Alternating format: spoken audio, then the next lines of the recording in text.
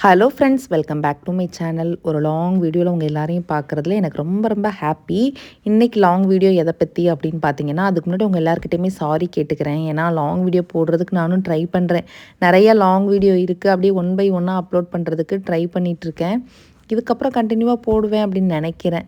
இன்றைக்கி வீடியோ வந்து ஒரு vlog வீடியோ தான். பட் நீங்கள் நிறைய பேர் ஹோம் டூர் கேட்டதுனால அப்படியே அதையும் இதோடு ஷேர் பண்ணிக்கிறேன். இதுக்கு முன்னாடியுமே போட்டிருந்தேன், பட் நிறைய பேர் பார்த்துருக்க மாட்டீங்கன்னு நினைக்கிறேன். பார்க்காதவங்களுக்காக தான் இந்த வீடியோ. பார்த்தவங்களுமே ஒரு தடவை பார்த்துக்கோங்க, ஒன்றும் தப்பு கிடையாது. ஸோ வாங்க வீடியோக்குள்ளே போகலாம். இப்போ தான் நம்ம சேனலை ஃபஸ்ட் டைம் பார்க்குறீங்கன்னா மறக்காமல் சேனலை சப்ஸ்கிரைப் பண்ணிக்கோங்க. 3R டீ தூள் வேணும் அப்படின்னா ஸ்க்ரீனில் தெரியிற நம்பருக்கு வாட்ஸ்அப் பண்ணி ஆர்டர் ப்ளேஸ் பண்ணிக்கோங்க. உங்களுக்கு என்ன டவுட்னாலும் இந்த நம்பரில் காண்டாக்ட் பண்ணிங்க அப்படின்னா உங்களுக்கு ஆன்சர் கொடுப்பாங்க. ஸோ நம்ம வீட்டுக்கு சைட்லேருந்து ஃபஸ்ட்டு பார்த்துடலாம். ஒரு மலை இருக்கும், மலைக்கு ஆப்போசிட்டில் அப்படியே பார்த்திங்கன்னா லைன்ஸ் எல்லாம் இருக்கும். இதுக்கு கீழே தெரிகிற அந்த கடையெல்லாம் பார்த்திங்கன்னா டவுன் ஏரியா. நிறைய பேர் வந்துட்டு லைன் வீடை பார்த்துட்டு இந்த ஓட்டு மேலே வச்சுருக்க அந்த மூட்டை மூட்டையாக வச்சுருக்கீங்களே அதெல்லாம் என்னதுக்கான்னு கேட்டிருக்கீங்க. நிறைய மழை காலத்தில் காற்று வந்து ஓட்டை தூக்காமல் இருக்கிறதுக்காக சாக்கு பையில் மணல் மூட்டை வச்சுருக்கோம், அவ்வளோதான். அதுலேயும் ஒரு 50லேருந்து 100 பேக் இருக்கும். நிறைய பேர் கேட்டிங்க, ஓடு டேமேஜ் ஆயிடாதாக்கா அப்படின்னு. அப்படிலாம் டேமேஜ் எல்லாம் ஆகாது. ஸோ அதுக்காக மட்டும்தான் அந்த ஓட்டில் மணல் மூட்டை வச்சுருக்கோம். சைடில் வந்து கோடி பக்கம் இருக்குது, விறகெல்லாம் வந்துட்டு உடைக்கிறதுக்கு அதை யூஸ் பண்ணிக்குவோம் அந்த இடத்த. அது இல்லாமல் துணி எதுவும் காய போடணும்னா அந்த ஓரமாக காய போட்டுக்குவோம். நல்ல வெயில் அப்படிங்கிறதுனால எல்லா வீட்டுக்கு வெளியிலையுமே துணி காய போட்டிருக்காங்க. நம்ம வீட்டுக்குள்ளே வந்தோம் அப்படின்னா இந்த மாதிரி வந்து இது வந்து ஓப்பன் பிளேஸ் தான். நாங்கள் வந்து பிளேவுட் வச்சு அடிச்சிருக்கோம் ரூம் மாதிரி. மேலே வந்து சீலிங்க்குமே அட்டை வச்சு ஃபுல்லாக கவர் பண்ணியிருக்கோம். உள்ளே வந்து ஒரு பீரோ, ஒரு கட்டில், கொஞ்சம் யூஸ் பண்ணாத திங்ஸை மட்டும் இந்த மாதிரி பாக்ஸில் போட்டு அப்படியே வச்சுருக்கோம். நான் வந்து கோயம்புத்தூர்லேருந்து வந்தேன் அப்படின்னா இந்த ரூம் தான் அதிகமாக யூஸ் பண்ணுவேன். வாய்ஸ் ஓவர் கொடுக்குறக்கு, வீடியோ எடிட் பண்ணுறதுக்கு, நான் தூங்குறது எல்லாமே இந்த ரூமில் தான் இருக்கும். நான் எந்த அளவுக்கு இந்த ரூமில் இருக்கனோ அதே அளவுக்கு எலியும் இருக்குது. இந்த ரூமில் மட்டும் இல்லை, எங்கள் வீட்டிலேயே எஸ்டேட்டை பொறுத்தளவுக்கு எல்லார் வீட்லேயுமே எலியும் இருக்கும். நிறைய பேர் கேட்பீங்கல்ல, உங்கள் வீட்டில் வந்து ஒரு நாள் தங்கட்டுமான்னு. நீங்கள்லாம் வந்தீங்கன்னா நீங்களாம் தங்கிக்க மாட்டீங்க. சொல்கிறதுக்கு எல்லாமே ஈஸியாக இருக்கும், நடைமுறைக்கு எதுவுமே செட் ஆகாது. ஸோ எலியும் எங்கள் கூட இதில் தங்கிட்டு இருக்கும். எங்களுக்கு அது பழகி போச்சு, அதனால் பிரச்சனை கிடையாது. உள்ளே பெருசாக வேறு எதுவுமே இருக்காது. ஒரு பீரோ, ஒரு கட்டில். எங்கள் அம்மா வந்து இந்த ரூமை வந்து ப்ரேயர் ரூமாக யூஸ் பண்ணிகிட்ருக்காங்க. நான் போனேன் அப்படின்னா வீடியோ எடிட் பண்ணுறதுக்காக இந்த ரூம் யூஸ் பண்ணுறேன். அவ்வளோதான் இந்த ரூமில் இருக்குது. வேறு அப்படியே பார்த்தீங்கன்னா கிச்சன் கூட்டிகிட்டு போயிடுறேன். இதே மாதிரி இந்த மேலே ஷீட்டு ஒட்டியிருக்கோம் இல்லையா, அடிச்சிருக்கோம் இல்லையா ஆணி வச்சு, அதே மாதிரி பிளேவுடுன்னு சொல்லுவோம். அந்த பிளேவுட் பார்த்திங்கன்னா பெரிய வீடு, அதாவது இந்த நடு வீடை வந்து பெரிய வீடுன்னு சொல்லுவோம். பெரிய வீட்லேயுமே அடிச்சிருக்கோம், கிச்சன் வீட்லேயுமே அடிச்சிருந்தோம். கொஞ்சம் வந்துட்டு இப்போ கிழிஞ்சு போச்சு. பிளேவுட் அடிக்கல, அந்த அட்டை அடித்து வச்சுருந்தோம். விறகுலாம் அடிக்கடி வச்சு மேலே ஏறுறதுனால அது கிழிஞ்சு போச்சு. கிச்சன் வீடு வந்து என்னடா ரொம்ப நீட்டாக இருக்குதுன்னு பார்க்காதீங்க. அப்போ தான் வந்து நான் பாத்திரம்லாம் கழுகி வச்சுருந்தேன். ஓவரால் நான் வந்து வீடியோவில் காட்டணும் அப்படிங்கிறக்காக வேண்டியலாம் இல்லை. இது அம்மா வேலைக்கு போனதுக்கப்புறம் நானும் சாப்பிட்டு முடிச்சதுக்கப்புறம் எடுத்த வீடியோ தான். அதனால் உங்களுக்கு கொஞ்சம் க்ளீனாக இருக்கிற மாதிரி இருக்கும். அதுலேயும் ஒரு சில பாத்திரங்கள்லாம் கழுகாமல் போட்டுட்டேன், சோம்பேறித்தனப்பட்டுட்டு. ஸோ கிச்சன் வந்து பார்த்திங்கன்னா இந்த மாதிரி தான் இருக்கும். நான் இன்னொரு வீடியோவில் கூட உங்களுக்கு காட்டுறேன். கம்பெனி வந்து வேறு மாதிரி கொடுத்துருக்கோம். நாங்கள் வந்து இந்த டைல்ஸ் எல்லாம் ஒட்டி பைப்பெல்லாம் போட்டு எங்களுக்கு ஏற்ற மாதிரி வச்சுருக்குறோம். அதே மாதிரி எஸ்டேட்டில் எல்லார் வீடுமே பார்த்திங்கன்னா ப்ளூ கலர் பெயிண்ட் அடித்து தான் வச்சுருப்பாங்க. என்ன காரணம் அப்படிங்கிறது எனக்கு தெரியல. யாருக்காவது தெரிஞ்சால் கண்டிப்பாக சொல்லுங்கள். எல்லார் வீடுமே பார்த்திங்கன்னா இந்த ப்ளூ அண்ட் ஒயிட்லேயே தான் இருக்கும். எங்கள் வீடு அதே மாதிரி தான் இருக்குது. நான் இது வரைக்கும் எங்கள் அப்பாட்ட கூட அந்த காரணத்தை கேட்டது கிடையாது. இந்த டைல்ஸ் வந்து பார்த்திங்கன்னா தம்பி கல்யாண டைமில் ஒட்டியிருந்தாங்க. அதுக்கு முன்னாடி சும்மா டைல்ஸ் இல்லாமல் ஓப்பனாக பார்த்திங்கன்னா இருந்துச்சு. மேலே பெயிண்ட் அடித்து வச்சுருந்தோம். அது மட்டும் இல்லாமல் ஃபஸ்ட்டெல்லாம் வந்து சாணி போட்டு மொழுகுவாங்க அடுப்புக்கிட்ட. இப்போ எல்லாம் ஒயிட் வாஷ் பண்ண ஆரம்பிச்சிட்டாங்க. ஏன்னா அடிக்கடி வந்து புகை பிடிச்சிரும், அடிக்கடி மொழுகிட்டு இருக்க முடியாது அப்படின்னு அதில் கூட வந்துட்டு ஒரு சோம்பேறித்தனம் வந்துருச்சு. ஸோ இப்போ வந்து ஒயிட் வாஷ் பண்ணிடுறாங்க. பொழுகிற மாதிரியே தான் இப்போ வந்து வெள்ளை அடிச்சுக்கிறோம். அப்படியே ஆப்போசிட் சைடு பார்த்திங்கன்னா அரிசி பெட்டி வச்சுருக்கோம். அரிசி பெட்டி கதை வந்து ஆல்ரெடி ஷார்ட்ஸ்லேயே சொல்லியிருப்பேன். எங்கள் பாட்டியோட சீதன பெட்டி இது. எஸ்டேட்டில் எல்லார் வீட்லேயுமே இருக்கும் இந்த அரிசி பெட்டி. எல்லார் வீட்லேயுமே இருக்கும். எத்தனை பேர் வீட்டில் இருக்குது அப்படிங்கிறத கமெண்ட்டில் சொல்லுங்கள். அதுக்குள்ளே தான் ஒரு பக்கம் அரிசி, ஒரு பக்கம் மளிகை ஜாமான் இந்த மாதிரி போட்டு வச்சுருப்போம். அம்மாவோட அரிசி பெட்டி வந்து பாட்டி வீட்டில் தான் இருக்குது. அது ரொம்ப குட்டியாக காம்பேக்டாக இருக்கும். இது வந்து பாட்டியோடது. அவங்க இந்த வீட்டில் தான் இருந்தாங்களா, அவங்க ரிட்டையர்ட் ஆகி போகும்போது அப்படியே இந்த அரிசி பெட்டி அம்மா கொடுத்துட்டு போயிட்டாங்க. அப்புறம் இந்த மாதிரி சின்ன ஷெல்ஃப் இருக்கும். அதில் தான் வந்துட்டு மளிகை ஜாமான்லாம் இந்த டப்பாவில் போட்டு வச்சுருப்பாங்க. நம்ம கோயம்புத்தூர் கிச்சன் மாதிரியெல்லாம் ப்ராப்பராலாம் இருக்காது. அம்மா அங்கங்கே தான் வச்சுருந்தாங்க. நான் அதை கொஞ்சம் ஆர்டர் ஆக்கியிருக்கேன்னு வச்சுக்கோங்களேன். இதே கிச்சன் வீடை வந்து கொஞ்சம் நேரம் கழித்து காட்டுறேன். ஏன்னா அந்த வீடியோ எடுத்துகிட்டு இருக்கும்போது அடுத்து லஞ்ச் ரெடி பண்ணிகிட்டு இருந்தாங்க. அப்போ வந்து கிச்சன் எப்படி இருக்குது அப்படிங்கிறத காட்டுறேன். வாஷ் பேஷனுக்கு மேலேயே பார்த்திங்கன்னா இந்த மாதிரி ஒரு ரேக் வச்சுருக்கோம். பாத்திரம்லாம் அதிலே அடுக்கி வச்சுக்குவோம். இன்னொன்று எலி மாதிரியே பார்த்திங்கன்னா எஸ்டேட்டில் எல்லார் வீட்லேயும் பாச்சா இருக்கும். கரப்பாம்பூச்சின்னு சொல்லுவோம்ல, அதை நாங்கள் இங்கே பாச்சான்னு சொல்லுவோம். அந்த பாச்சாவும் எல்லார் வீட்லேயுமே இருக்கும். மருந்தெல்லாம் வச்சா கூட போகிறதில்ல. எதனால் இருக்குது அப்படிங்கிறது என்னால் இது வரைக்கும் கண்டுபிடிக்க முடியறதில்ல. ஸோ நாங்கள் அதை பாச்சான்னு கூப்பிட்டு கரப்பான்பூச்சிக்கு பேர் பாச்சா எங்கள் ஊரில். நம்ம தமிழ்நாட்டிலலாம் பார்த்திங்கன்னா நிறைய பேர் கரப்பான்பூச்சின்னு தான் சொல்கிறோம். அன்றைக்கி என் தங்கச்சி வேறு வந்திருந்தா. ஸோ அவகிட்ட பேசிக்கிட்டே தான் அந்த வீடியோ எடுத்துகிட்டு இருந்தேன். அப்படியே பெரிய வீட்டு பக்கம் வந்துடுவோம். பெரிய வீட்டில் பார்த்திங்கன்னா ஆல்ரெடி நான் வீடியோவில் காமிச்சிருப்பேன். 2 கட்டில் இருக்குது, ஒரு பீரோ, ஒரு ஃப்ரிட்ஜு, ஒரு டேபிள் போட்டிருக்கோம். இது வந்து ஷெல்ஃபு. இந்த வீட்டுக்கு வந்ததுக்கப்புறம் தான் அடித்தாங்கன்னு நினைக்கிறேன். ஆமாம், இது வந்து அடித்து ஒரு 15 வருஷம் இருக்கும். உள்ளே வந்து பாத்திரம் எனக்கு கொடுத்த பாத்திரங்களில் இருக்கக்கூடிய பேலன்ஸ் பாத்திரங்கள் வந்து இங்கே வச்சுருக்குறாங்க. அது ஃபுல்லாகவே பாத்திரம் தான். அது இல்லாமல் என் தம்பி ஒய்ஃப் கொண்டு வந்து பாத்திரமும் அதில் கொஞ்சம் அடுக்கி வச்சுருக்காங்க. இந்த மாதிரி 2 கட்டில் போட்டிருக்கோம். எஸ்டேட் வீட்டில் எல்லார் வீட்லேயுமே பார்த்தீங்கன்னா பெரிய பெரிய கம்பளி இருக்கும், நல்லா வெயிட்டான கம்பளி. ஏன்னா அந்த கம்பளி பொத்துனா தான் வந்து குளிர் தாங்க முடியும். இந்த கம்பளியெல்லாம் பார்த்தீங்கன்னா கம்பெனிலேருந்தே கொடுத்துருவாங்க. நம்ம சேலரியிலேருந்து அதுக்கு உண்டான பணத்தை மாதம் மாதம் மைனஸ் பண்ணிக்குவாங்க. ஸோ நம்ம பெரிய வீடு இந்த மாதிரி தான் இருக்கும். கட்டில்கடியிலலாம் தேவையில்லாத பொருட்கள் போட்டு வச்சுருப்போம். அப்புறம் இங்கே ஒரு குட்டி ஃப்ரிட்ஜு வச்சுருக்கோம். இந்த வீட்டுக்கு பின்னாடி இது வரைக்கும் காணிச்சது இல்லைன்னு சொன்னீங்களா, கிச்சன் வீடு பாருங்கள், அதுக்குள்ளே எங்கள் அம்மா எப்படி ஆக்கிட்டாங்கன்னு. வீட்டுக்கு பின்னாடி பார்த்தீங்க அப்படின்னா இந்த மாதிரி தான் துவைக்கிற கல்லெல்லாம் இருக்கும்.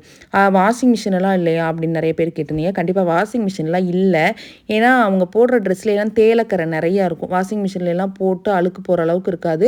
அதே மாதிரி இந்த இடம் ஏன் இவ்வளோ பாசம் பிடிச்சிருக்கு அப்படின்னீங்க, எப்போ பார்த்தாலும் மழை வந்துகிட்டே தான் இருக்கும். நான் வெயில் அடிக்கிற அன்னைக்கு வீடியோ எடுத்ததுனால உங்களுக்கு வெயிலாக தெரியுது.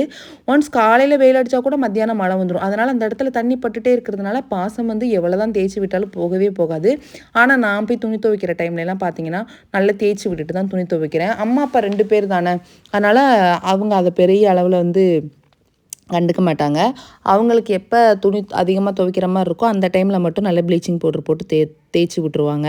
அப்படியே வீட்டை ஒரு ஹோம் டூர் எடுத்துகிட்டு ஃபேக்ட்ரிக்கு போகலான்னு சொல்லிட்டு தான் கிளம்பிட்டோம். எனக்கு இந்த இடத்துக்கு மேலே நான் இது வரைக்கும் வந்து ஒரு 10 வருஷத்துக்கு மேலே ஆகிடுச்சு. ஹாஸ்பிட்டல் வரைக்கும் வருவேன், அதுக்கு மேலே வந்துட்டு வர்றதே கிடையாது. இது வந்து அப்பர்ன்னு சொல்லுவோம். கிளைமேட் ஒரு மாதிரி நல்லாயிருக்கும். இந்த கதை புக்கிலலாம் படிப்பும் தெரியுமா, ஒரு அடர்ந்த காடு, காட்டுக்குள்ளே வீடு, அந்த மாதிரி இருக்கும். அந்த மாதிரி அந்த புக்குக்குள்ளேயே போகிற மாதிரி ஒரு ஃபீல் கொடுக்கும். நான் ஸ்கூல் வீடியோ போட்டிருந்தேன் இல்லையா, அந்த ஸ்கூலுக்கு மேலே வந்தால் தான் இந்த அப்பர் எஸ்டேட் இருக்கும். இதுக்கு முன்னாடி நான் லாங் வீடியோவில் கூட ஷேர் பண்ணியிருப்பேன். உங்களுக்கு பார்த்தாலே தெரியும் இதெல்லாம் வந்துட்டு வேறு ஒரு உலகத்துக்குள்ளே போகிற மாதிரி இருக்குது. எனக்கு நான் வந்து ரொம்ப வருஷம் ஆச்சு அப்படிங்கிறதுனால ஃபஸ்ட்டெல்லாம் சர்ச்சுக்கு இங்கே தான் வருவோம். அப்புறம் நமக்கு லோயர்லேயே சர்ச் வந்ததுனால லோயர் டிவிஷன்லேயே இருக்கிற சர்ச்சுக்கு போயிடுவோம். இந்த இருக்க பாருங்கள், இப்போ புதுப்பிச்சு இப்போ தான் அக்டோபர் 2 தான் வந்து ஓப்பன் பண்ணாங்க. ஸோ இதுக்கு மேலே தான் அப்பர் டிவிஷன் இருக்குது. அங்கே தான் வந்து எஸ்டேட்டோட ஃபேக்ட்ரி இருக்குது. அங்கே தான் நான் விசிட் பண்ணலான்னு சொல்லிட்டு போயிருந்தேன். ரீசெண்டாக இந்த டீ தூள்லாம் சேல் பண்ணுறோம் இல்லையா, அதுக்காக வந்துட்டு நம்ம டீ தூள் பர்ச்சேஸ் பண்ணலான்ட்டு தான் போயிருந்தேன். நிறைய பேர் வந்து டீ தூள் என்கொயரி கேட்டிருந்தீங்க. டிஸ்பிளேல நம்பர் இருக்குது, வாட்ஸ்அப் பண்ணிங்கன்னா கண்டிப்பாக டீட்டெயிலாக தெரிஞ்சுக்கலாம். இந்த மாதிரி பெரிய பெரிய கேட்டெல்லாம் போட்டிருக்காங்க தெரியுமா, இதெல்லாம் பங்களா.